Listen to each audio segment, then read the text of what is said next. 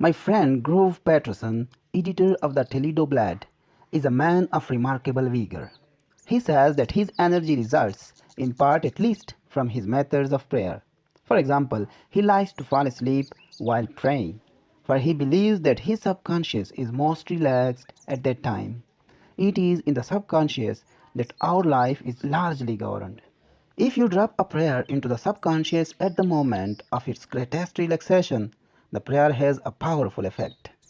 Mr. Patterson chuckled as he said, "Once it worried me because I would fall asleep while praying. Now I actually try to have it so."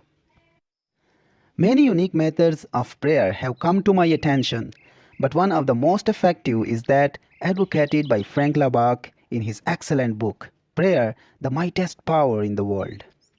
I regard this as one of the most practical books on prayer, for it outlines fresh prayer techniques that work.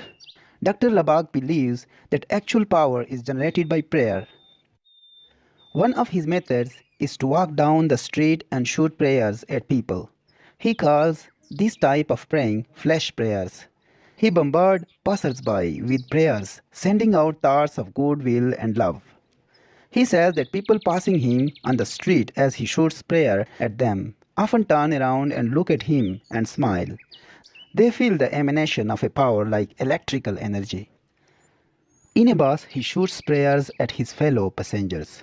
Once he was sitting behind a man who seemed to be very gloomy. He had noticed when he entered the bus that the man had a scowl on his face. He began to send out toward him prayers of goodwill and faith, conceiving of these prayers as surrounding him and driving into his mind. Suddenly the man began to stroke the back of his head. And when he left the bus, the scowl was gone and a smile had replaced it. Dr. Labach believes that he has often changed the entire atmosphere of a car or bus full of people by the process of swishing love and prayers all around the place.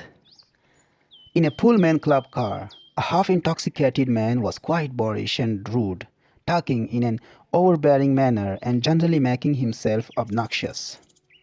I felt that everyone in the car took a dislike to him. Halfway down the car from him, I determined to try Frank Labach's method. So I started to pray for him, meanwhile visualizing his better self and sending out thoughts of goodwill toward him. Presently, for no seemingly apparent reason, the man turned in my direction, gave me a most disarming smile, and raised his hand in the gesture of salute. His attitude changed, and he became quiet. I have every reason to believe that the prayer thoughts effectively reached out toward him.